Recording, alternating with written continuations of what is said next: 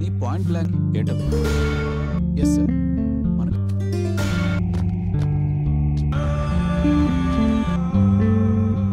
కొన్ని అనుమానాలు వస్తున్నాయి సార్. వీళ్ళు కట్ చేసి తీసుకెళ్ళాడా? Balik lagi bareng gue Rizal.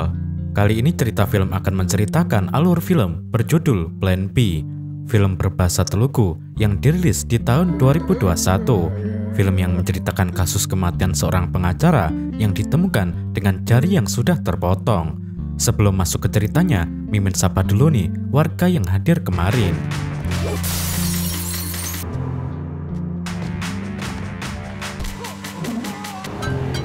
Ada Rifki Abdillah 5905, Raden Herca, Pridianto Pakde 7628, Andri Haryanto 84, Rizky Dablu 1151. Bagi warga yang ingin disapa selanjutnya, silahkan kasih komentar terbaik buat Mimin ya.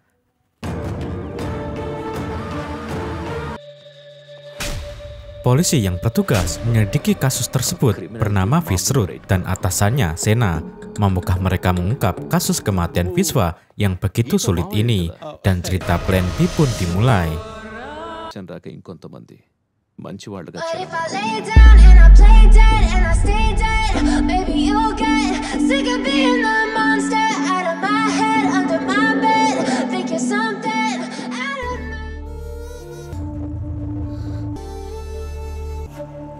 Film ini dimulai dengan seorang wanita yang sedang menangis di meja makan bernama Jyoti. Jyoti adalah istri dari seorang pengacara bernama Viswa. Hari itu, Viswa mengatakan kepada Jyoti kalau ia akan pergi keluar kota untuk pekerjaan dan akan kembali dalam 2 atau 3 hari ke depan. Tetapi Jyoti terlihat tidak terlalu peduli dan terlihat cemas saat Viswa keluar dari rumah. Lalu pada malam hari, seorang pria tua terlihat syok dan menangis ketika melihat pesan dari sang menantu di ponselnya. Pria tua itu pun mencoba menelepon putranya, tetapi nomor sang putra tidak aktif. Karena panik, ia pun langsung pergi ke rumah sang anak, tetapi rumahnya terkunci. Karena bingung, ia pun lalu pergi ke kantor polisi untuk melapor dan menunjukkan pesan di ponselnya. Polisi yang bertugas malam itu adalah subinspektur bernama Fisrut. Ternyata pesan yang membuat pria tua itu syok dan panik adalah putranya, yaitu Viswa, suami Jyoti yang mati tertembak. Ayah Viswa pun mengatakan jika pria di foto tersebut adalah putranya dan yang mengirim foto tersebut adalah menantunya Jyoti. Melihat itu, Fisrut bersama ayah Viswa dan polisi langsung pergi ke rumah Viswa dan mendobrak masuk. Saat masuk, mereka pun menemukan pistol dan ponsel Jyoti di atas meja, tetapi mayat Viswa tidak ada di sana. Bawahan Fisrut merasa ada yang aneh, karena jika Jyoti adalah pelakunya, mana mungkin ia meninggalkan barang bukti di rumah untuk ditemukan polisi. Tetapi Fisrut tidak berpikir seperti itu. Ia merasa jika ini adalah rencana untuk menyesatkan polisi dalam penyelidikan. Malam itu juga polisi mencari dan menangkap Jyoti, lalu membawanya ke kantor untuk diinterogasi. Polisi yang menginterogasi Jyoti adalah kepala inspektur bernama Sena. Sena pun langsung bertanya di mana mayat Viswa. Namun Jyoti mengatakan kalau ia tidak tahu apa yang terjadi. Sena pun bertanya kalau memang bukan Jyoti pelakunya, bagaimana senjata bisa masuk ke dalam keadaan rumah yang terkunci, dan siapa lagi yang dapat mengirim foto dari ponsel Jyoti. Jyoti lalu menceritakan yang terjadi kemarin di mana ia menulis surat untuk suaminya. Di dalam surat itu, Jyoti mengatakan kalau ia akan pergi meninggalkan Viswa. Jyoti tidak ingin Viswa menderita hidup bersamanya karena pernikahan ini adalah keinginan orang tua Jyoti. Walaupun sudah menikah dan hidup bersama, Jyoti tetap tidak bisa mencintai Viswa karena ia masih mencintai mantan kekasihnya. Tetapi sebelum Jyoti pergi dan meninggalkan suratnya di meja, Jyoti tidak menemukan ponselnya, dan justru ia menemukan ponsel Viswa yang sedang dicas di atas meja dalam keadaan mati. Mendengar pernyataan Jyoti, Sena pun berpikir untuk mengetahui cerita Jyoti benar atau tidak. Mereka hanya perlu melacak GPS ponsel Jyoti. Lalu Sena pun keluar dari ruangan dan bertanya pada Fisrut, apakah ponselnya ditemukan di TKP adalah milik Jyoti, dan Fisrut mengatakan iya, itu adalah ponsel milik Jyoti. Tetapi sidik jari Jyoti hanya ditemukan di ponselnya saja, sedangkan di pistol tidak ditemukan sidik jari. tetapi bekas darah yang ditemukan di pistol dan di tombol kunci ponsel Jyoti adalah milik orang yang sama. Dan untuk mengetahui bekas darah tersebut milik siapa, mereka perlu menemukan mayat Vishwa. Sena lalu menginstruksikan kepada Vishrut untuk lebih dulu melacak GPS ponsel Jyoti untuk mengetahui cerita Jyoti benar atau tidak. Lalu scene pun berpindah ke seorang wanita bernama Avantika yang baru pulang dari ritual membuang abu mendiang ayahnya di sungai di luar kota. Saat di rumah, seorang pria datang untuk menagih biaya catering di acara ke hari 10 ayah Avantika. Saat Avantika masuk ke kamar untuk mengambil uang, ia pun menemukan lemarinya sudah dibobol dan uangnya sudah hilang dari lemari. Avantika yang panik pun langsung menghubungi polisi. Tidak lama kemudian, polisi yang dipimpin oleh Sena tiba di sana. Sedangkan di dalam rumah sudah ada kekasih Avantika bernama Gautam yang juga baru pulang bersama Avantika. Ternyata uang yang hilang dari lemari Avantika senilai 10 crore atau sekitar 20 miliar rupiah. Dan uang itu diberikan oleh ayah Avantika sebelum meninggal. Saat masuk, Sena pun melihat CCTV di retas rumah Avantika. Setelah memeriksa lemari, Sena meminta untuk melihat rekaman CCTV di rumah Avantika. Dan ketika mereka melihat rekaman CCTV, mereka pun melihat pelaku yang masuk dengan menyalakan senter ke arah CCTV untuk menutupi wajahnya.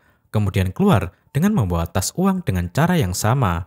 Karena jumlah uang yang banyak, Sena meminta Avantika memberitahukan detail dari mana uang itu ia dapat. Lalu kita pun diperlihatkan kejadian sebelum uang itu hilang.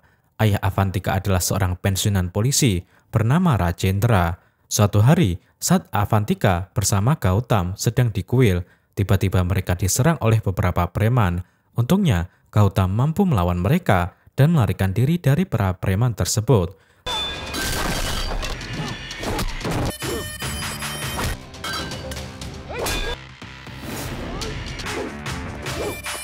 Ternyata orang yang memerintahkan penyerangan itu adalah Saddam, seorang maklar tanah yang sedang mengincar tanah milik Rajendra. Bahkan Saddam menelepon dan mengancam akan menghabisi Rajendra dan putrinya jika Rajendra tidak mau menjual tanah kepadanya. Karena Rajendra tetap tidak mau menjual tanah miliknya, Saddam pun memerintahkan anak buahnya untuk membunuh Rajendra. Tetapi untungnya Rajendra selamat dan dilarikan ke rumah sakit dalam kondisi yang kritis. Rajendra lalu menyuruh Avantika ke rumah sakit dengan membawa surat-surat tanah miliknya. Lalu Rajendra menghubungi pengacaranya dan ternyata pengacaranya adalah Vishwa. Rajendra lalu memberitahukan Vishwa apa yang terjadi kepadanya. Dan demi keselamatan anak Avantika, Rajendra pun meminta Vishwa untuk menjualkan tanahnya kepada Saddam agar masalahnya selesai. Vishwa lalu membawa surat-surat tanah tersebut kepada Saddam dan Saddam membayarnya dengan jumlah 10 crore. Vishwa kemudian menyerahkan uang tersebut kepada Avantika. Saat Avantika kembali ke rumah sakit, perawat mengatakan jika kondisi Rajendra semakin kritis. Sebelum meninggal, Rajendra memberikan uang tersebut kepada Avantika untuk keperluannya kelak. Setelah itu ayahnya pun meninggal dan uang itu hilang setelah ia kembali dari membuang abu ayahnya dari luar kota. Setelah mendengarkan pernyataan Avantika, Sena menyimpulkan jika yang mengetahui tentang uang tersebut hanyalah Avantika dan Vishwa. Sebelum pergi, Sena mengatakan kalau ia akan segera menangkap pencurinya. Tetapi sebelum itu, Sena meminta Avantika untuk mengajukan keluhan tertulis kepada Gautam di kantor polisi. Tetapi Avantika tidak bisa melakukan itu karena pesan sang ayah yang melarangnya. Dan Sena pun terlihat kesal dengan hal tersebut. Esoknya, Vishrut memberitahukan lokasi dari GPS ponsel Jyoti yang ternyata berada di tempat lain, yaitu di sebuah rumah yang orang-orang sekitarnya menyebutnya rumah kosong. Dan di waktu yang sama, Vishrut mendapatkan informasi jika polisi baru saja menemukan mayat Vishwa di rumah kosong tersebut. Mereka pun langsung pergi ke lokasi. Begitu juga dengan ayah Vishwa, Avantika, dan Gautam yang juga datang ke sana. Saat tiba, Vishrut langsung memeriksa jasad Vishwa dengan luka tembakan di kepala, di mana ia menemukan jika Vishwa ditembak dari jarak dekat tanpa ada perlawanan sebelumnya. Dan terlihat jari telunjuk Vishwa pun dipotong dan diambil oleh pembunuhnya. Merasa ada yang aneh, Sena pun memerintahkan Vishrut mendatangi kantor Cybercell untuk melacak GPS ponsel milik Vishwa pada hari kematiannya.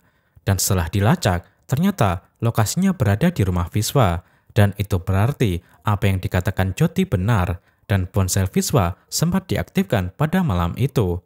Setelah itu, Visrut mendatangi kembali rumah Viswa bersama polisi, karena Visrut yakin jika jari telunjuk Viswa pasti berada di sana. Dan benar saja, setelah dicari, mereka pun menemukan jari telunjuk Viswa di halaman rumah. Visrut pun langsung menunjukkan penemuannya tersebut kepada Sena, di mana Sena memang sudah memiliki asumsi jika apa yang dikatakan Jyoti memang benar, di mana sebelum Jyoti pergi, ia memang menemukan ponsel suaminya yang sedang dicas dalam keadaan mati di atas meja, yang berarti pada hari itu karena ponselnya mati, Viswa membawa ponsel milik Jyoti, lalu ia pergi menemui seseorang di rumah kosong. Kemungkinan orang yang ditemuinya lah yang menembaknya hingga mati. Kemudian pembunuh tersebut mengambil foto Viswa dengan ponsel Jyoti. Lalu ia mencari kontak dengan nama ayah mertua di ponsel Jyoti. Kemudian mengirim foto Viswa yang sudah mati. Dan kemungkinan alasan ia mengirim foto tersebut ke ayah Viswa adalah untuk mengalihkan kasus pembunuhan tersebut ke istri Viswa. Setelah itu, ia pergi ke rumah Viswa, lalu meletakkan ponsel Jyoti dan senjatanya di sana. Kemudian ia mengambil dan menyalakan ponsel Viswa, lalu membukanya menggunakan sidik jari di jari telunjuk Viswa. Dan mungkin ia telah menghapus beberapa bukti yang berkaitan dengannya yang disimpan di ponsel Viswa. Karena Viswa adalah seorang pengacara. Kemudian ia kembali mematikan ponsel Viswa, lalu keluar dan membuang sidik jari Viswa yang sudah tidak dibutuhkan di halaman rumah Viswa. Lalu ia pun pergi, tetapi Sena tidak mengatakan kalau Jyoti tidak ada hubungannya dengan kasus ini, karena mungkin saja Jyoti yang memerintahkan pembunuhnya. Rishi?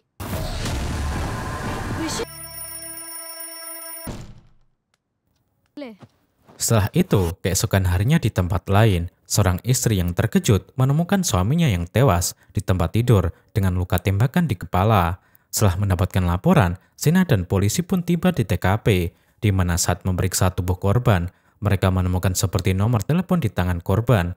Polisi pun langsung memeriksa nomor tersebut, yang ternyata adalah nomor Gautam. Ditambah, Sena seperti mendapatkan foto pelaku pembunuhan Viswa. Di tempat lain, terlihat Gautam menemui Avantika dengan membawa tas berisikan uang yang persis seperti milik Avantika yang hilang. Gautam mengatakan jika uang di dalam tas tersebut sejumlah 5 crores, hasil ia menjual tanah miliknya di desa. Melihat tas dengan pecahan uang yang sama dengan miliknya, Avantika pun terkejut dan bertanya apakah Gautam yang mencuri uangnya. Mendengar itu, Gautam pun terkejut karena ia tidak menyangka jika tas dan uang yang ia bawa adalah milik Avantika yang hilang. Gautam yang marah dengan kebodohannya sendiri, ia pun lalu menampar Avantika. Tetapi saat ia ingin memukul Avantika dengan vas bunga, polisi lebih dulu tiba di sana dan menembak lengan Gautam. Gautam pun lalu dibawa ke kantor untuk diinterogasi di sana, di mana Sena lalu melemparkan beberapa foto saat Gautam membunuh Viswa di rumah kosong. Ia membuat Gautam terkejut dan panik karena sudah tidak bisa lagi mengelak.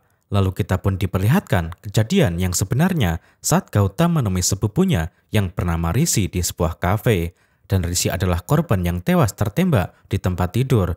Dan ternyata pelaku yang mencuri uang milik Avantika adalah tangan kanan Saddam bernama Saru.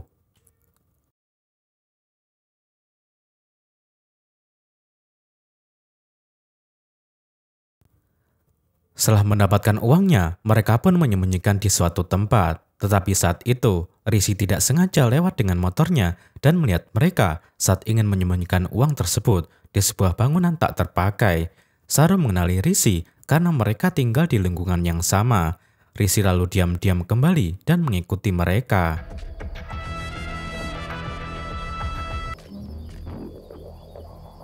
Saat mereka pergi dari sana, Rishi lalu mengambil uang tersebut.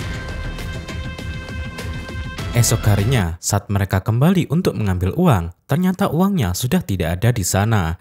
Saru pun yakin jika yang mencuri uang tersebut adalah Rishi karena hanya yang melihat mereka saat itu. Saru pun lalu mendatangi Rishi yang sedang bermain basket dan ia menyuruh Rishi untuk mengembalikan uangnya karena jika tidak, Saru mengancam akan menghabisi Rishi dan juga istrinya.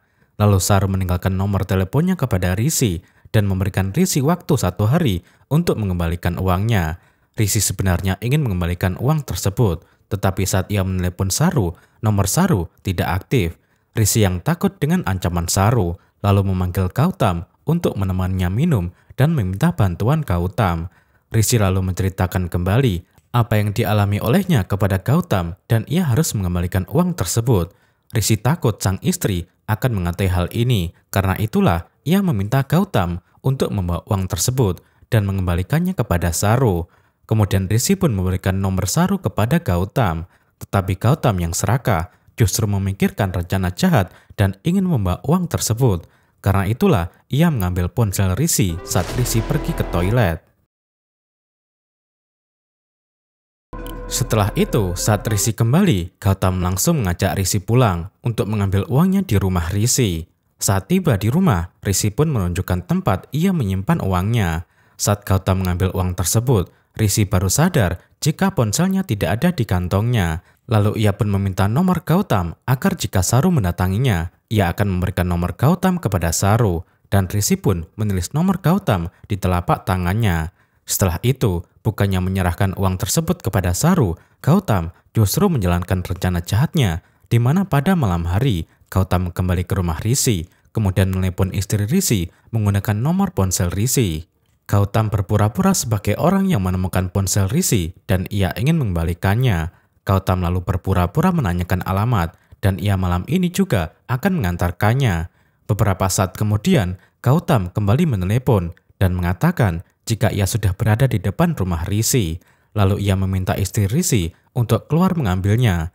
Ketika istri Rishi keluar, saat itulah Gautam yang sudah bersembunyi di samping pintu rumah langsung masuk ke dalam dan membunuh Rishi dengan menembaknya. Lalu ia pun keluar dan kembali bersembunyi, kemudian menaruh ponsel Rishi di depan pintu rumah. Akan tetapi, saat istri Rishi masuk ke dalam, terlihat seseorang mengambil pistol Gautam dari belakang, dan orang itu adalah Vishwa. Vishwa langsung menodongkan Gautam dan bertanya mengapa Gautam membunuh kliennya. Sambil menunjukkan rekaman video yang ia rekam saat Gautam menembak Rishi. Vishwa berada di sana karena sedang menunggu Rishi. Vishwa membutuhkan tanda tangan Rishi, dan Rishi yang sedang berada di kafe bersama Gautam. Ia pun menyuruh Vishwa untuk datang ke rumah. Ketika ia sampai, ia pun melihat Gautam yang menyelinap masuk dan ia mengikutinya. Gautam pun membuat alasan jika ia dan Rishi bekerja sama dalam transaksi pencucian uang besok malam di rumah kosong dan mereka akan mendapatkan komisi besar. Tetapi Gautam ingin mendapatkan semua komisi itu, karena itulah ia membunuh Rishi. Mendengar itu, Vishwa ingin membawa Gautam ke kantor polisi, tetapi Gautam mengatakan jika ia menyesal melakukan itu dan ia akan memberikan semua komisi yang akan ia dapat esok malam kepada Vishwa, agar Vishwa bisa memberikannya kepada istri Rishi. Mendengar itu, Vishwa pun berencana setelah ia memberikan semua komisinya kepada istri Rishi, barulah ia menangkap Gautam dan menyerahkannya kepada polisi. Esok malamnya, Vishwa pun bertemu dengan Gautam di rumah kosong. Sebenarnya, itu adalah rencana Gautam untuk membunuh Vishwa dan menghapus video di ponselnya. Tetapi saat Vishwa mengatakan jika ia salah membawa ponsel sang istri, Gautam pun terlihat kesal. Setelah itu, Vishwa mengatakan kalau ia ingin pergi untuk buang air kecil. Setelah Vishwa pergi, Gautam pun mengeluarkan pistolnya untuk menembak Vishwa. Tetapi saat Gautam sedang mencari keberadaan Vishwa, tiba-tiba terdengar suara tembakan. Dan ternyata Vishwa sudah lebih dulu dibunuh oleh orang lain. Melihat Vishwa yang sudah mati, Gautam tidak terlalu peduli karena ia pun menginginkan kematian Vishwa. Gautam lalu mengambilkan ponsel istri Vishwa, kemudian mengambil gambar dan mengirimkan foto tersebut ke ayah Vishwa untuk menjadikan istri Vishwa sebagai tersangka utama. Kemudian ia mengambil kunci rumah dan memutus jari telunjuk Vishwa untuk membuka kunci ponsel. Setelah itu Gautam mendatangi rumah Vishwa, di mana Jyoti, istri Vishwa, sudah pergi dari sana. Saat masuk, Gautam lalu menaruh pistol dan ponsel Jyoti di meja, kemudian mengambil ponsel Vishwa. Tetapi saat Gautam membuka kunci ponsel dengan jari telunjuk Vishwa, ternyata tidak cocok. Gautam pun terlihat kebingungan, karena ketika di rumah Rishi, ia melihat Vishwa membuka ponselnya dengan jari telunjuknya. Gautam lalu membawa ponsel tersebut dan juga surat Jyoti, lalu keluar dari sana dan membuang jari Vishwa kemudian pergi. Gautam pun menceritakan itu kepada Sena, yang membuat Sena bingung siapa yang membunuh Vishwa karena ia tidak meninggalkan petunjuk apapun.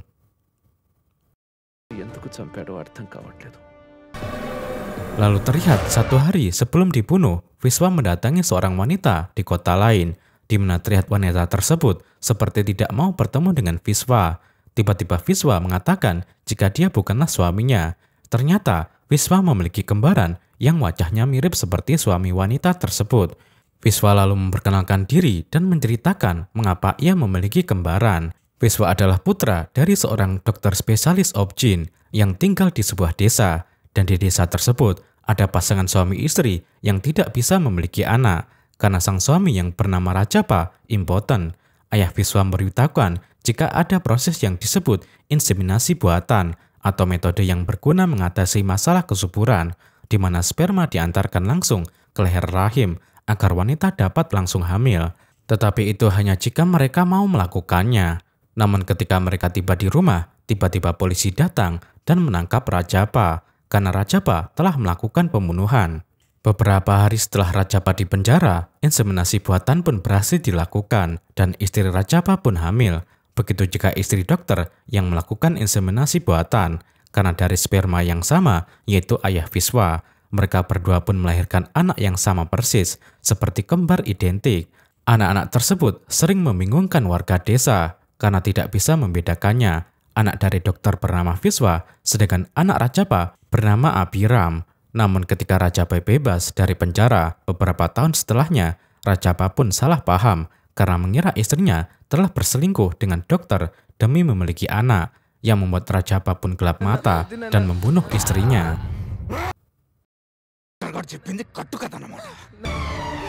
Abhiram yang melihat ibunya dibunuh, ia pun lalu mengambil palu dan memukul kepala ayahnya hingga mati. Kemudian ia mendatangi rumah dokter yang sudah menyebabkan ibunya dibunuh, dan kemudian ia pun membunuh ayah dan ibu Vishwa tepat di depan mata Vishwa.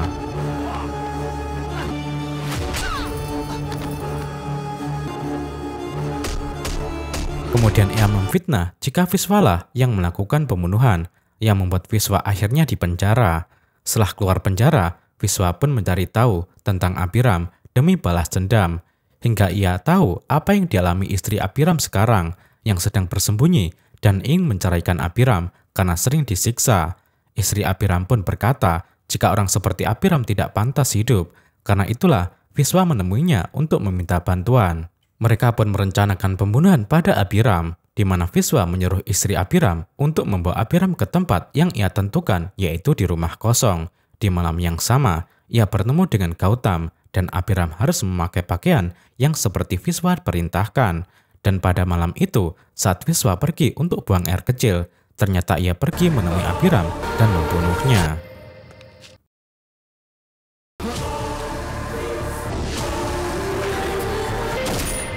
Setelah membunuh Abhiram, Vishwa mengambil identitas Abhiram, sehingga orang-orang mengira jika yang mati adalah Vishwa. Dan alasan ia menjebak Gautam sebagai pembunuh, karena Gautam memang pantas dipenjara setelah membunuh Rishi. Gautam tidak sadar kalau Vishwa malam itu memotretnya saat ia memutus jari Abhiram, dan Vishwa mengirimkan foto tersebut kepada Sena. Sedangkan alasan sidik jari yang dibawa Gautam tidak cocok dengan ponsel Vishwa, karena itu adalah jari Abhiram, dan pria yang mengaku ayah Vishwa di awal film adalah ayah angkat Vishwa saat Vishwa dipenjara.